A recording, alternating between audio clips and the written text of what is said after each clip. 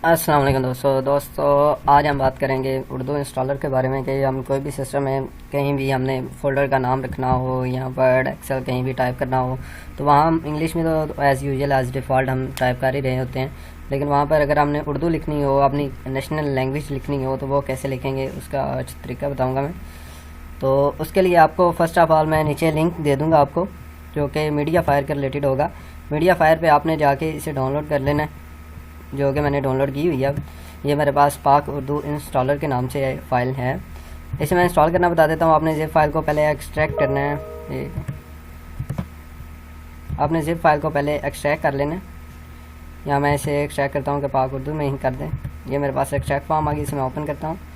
Open करने के बाद ये मेरे पास इंस्टॉलर है, इसे मैं इंस्टॉल करता हूँ। इसका बहुत ही सिंपल प्रोसीजर है, आपने यस करना है, बाद में इसे अलाउ करना है।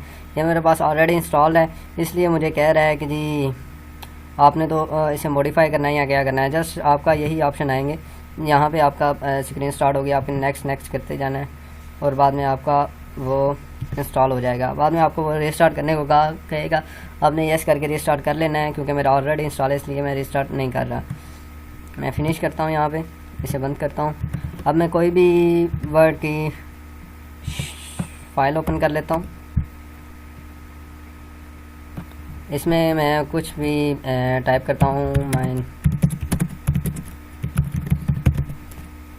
अब यही सेंटेंस अगर मैं उर्दू में करना चाहता हूँ तो इसका मैनुअल तरीका ये है कि यहाँ पर ये जब आप पाक उर्दू इंस्टॉलर इंस्टॉल कर लेंगे तो यहाँ पे नीचे आपको टास्क बार में ऑप्शन आ रहा होगा इंग्लिश का। तो आपने यहाँ पे जब क्लिक करेंगे तो आपके पास दो ऑप्शन बन जाएंगे, एक इंग्लिश एक उर्दू। लैंग्वेज प्रेफरेंस अगर आपने कोई और लैंग्वेज वगैरह इंस्टॉल करनी है तो वो आपको फिर मैनुअली डाउनलोड करनी पड़ेगी। अब यहाँ पे मैं उर्दू सेलेक्ट करता हूँ, तो ये मैं उर्दू में अब टाइप कर रहा हूँ। इसका मैं जूम लेवल बढ़ा देता हूँ ताकि आपको क्लियरली नज़र आए।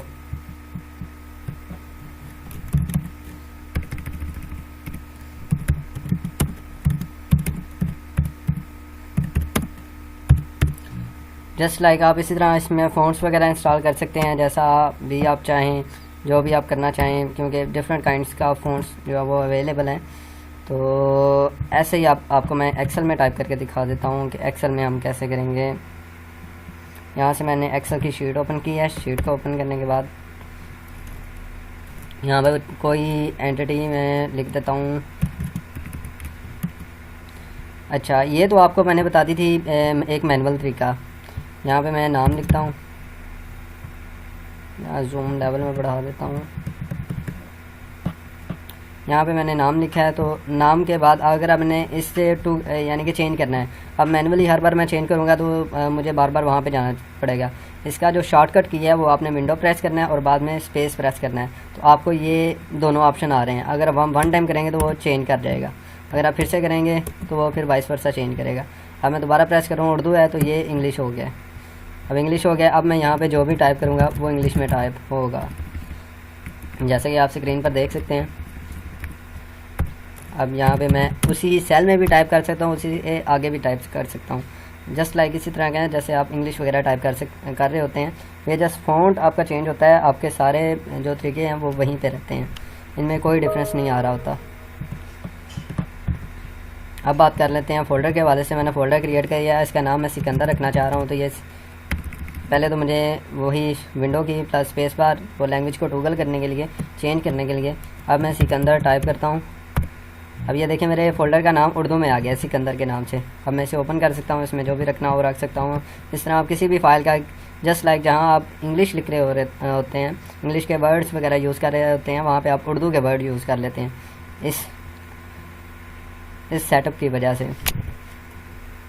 तो दोस्तों अपने पॉइंट्स और दोस्तों अपने राय के बारे में आगाह कीजिएगा कमेंट सेक्शन में, ताकि मज़ीद आपको उस लिहाज से वीडियोस प्रोवाइड की जा सकें।